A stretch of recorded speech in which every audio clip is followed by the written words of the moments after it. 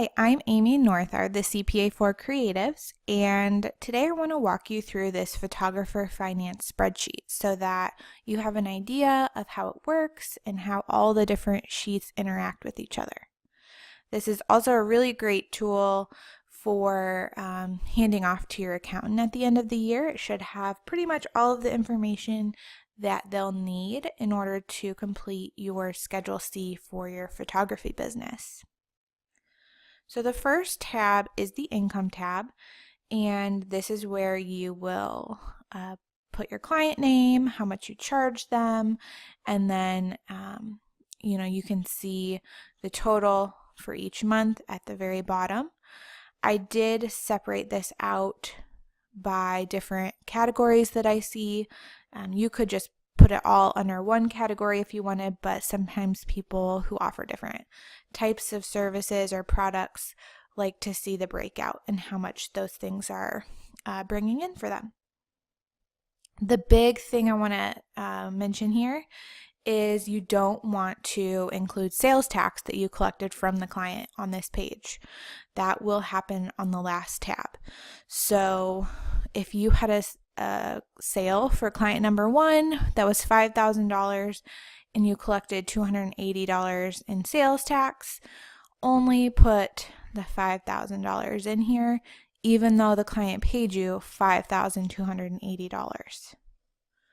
The reason for this is on your tax return, when the IRS asks you how much you made, you only want to report this $5,000 because you're not actually keeping that sales tax. It's just going to get paid right back out when you have to file your sales tax return. All right, here is the expense tab. So I'll just do a quick example here. You'll put the date, the amount of the expense. Let's say you went to Staples and bought folders. And then I've made this little drop down for you to simplify the tax category.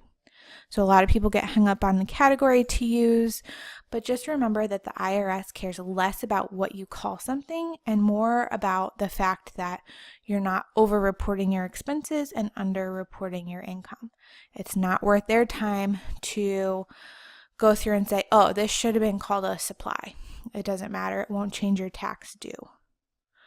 So you can see that the total of your monthly expenses are here, and at tax time, your accountant or you could sort all of these expenses by the tax category and add up the total, and then that's what you would use for your tax return.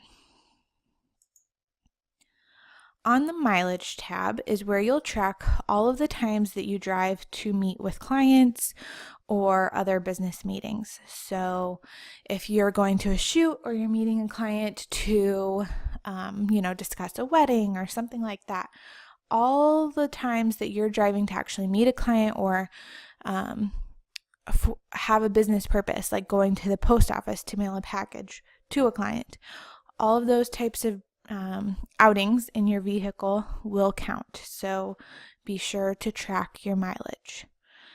The way you'll do that is you'll put the date of your drive, the starting point, the ending point, the reason. So for this, I would just put client name, photo shoot, or Starbucks meeting with potential bride, something like that.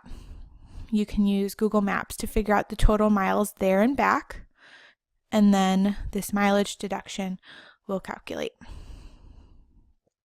I would recommend trying to keep up with this on a monthly basis or at least a quarterly basis so that you're not having to do this in January or February or March, going back through an entire year's worth of meetings and shoots and trying to figure out where you went and who you met with and why. The fourth tab is the taxes tab. So let me walk you through how this works. These are income taxes, not sales tax. So we had that $5,000 sale in January. That's our gross income. And then we had expenses, and then your mileage would be added here as well.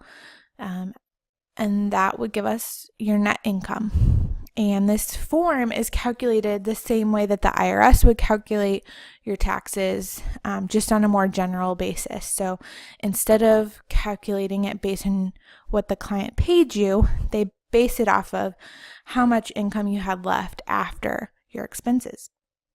So if you had zero income, your tax would be 0. 30% here can be changed, but this is just kind of a general rule of thumb for most business owners. Saving about 30%, setting it aside to a separate account that you're not going to spend from, is going to make quarterly taxes or year-end taxes so much less stressful because you have the money ready and waiting and you don't have to find it. So in this situation, the photographer would want to set aside about $1,500 for taxes. And these are the due dates. Sometimes they vary by a day or two, just depends on the year, but it's generally around those days.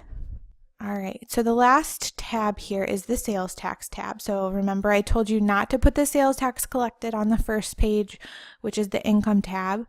You'll want to put it here. So you'll put the date that the client paid you, the client name. Let's say that $5,000 sale, of that amount, $4,000 was taxable, $1,000 wasn't. Oops. The sales tax rate was 7%. So in this situation, you want to set aside $280 into, you could do a sales tax account. You can leave it in your main checking account if you want. Just make sure that you don't spend that. And then when you do make your payment, if it's on a monthly, quarterly, or annual basis, you'll record that over here. So this is just kind of a way to double check your invoices to determine the taxable amount versus non-taxable amount. You'll want to check with your state to see what's taxable and what isn't. If you aren't sure, can't figure it out, I would just give them a call and have someone there walk you through where to find the information, and sometimes they will confirm for you what is taxable and what isn't when you explain what kind of services you provide. So this is the photographer finance spreadsheet in a nutshell.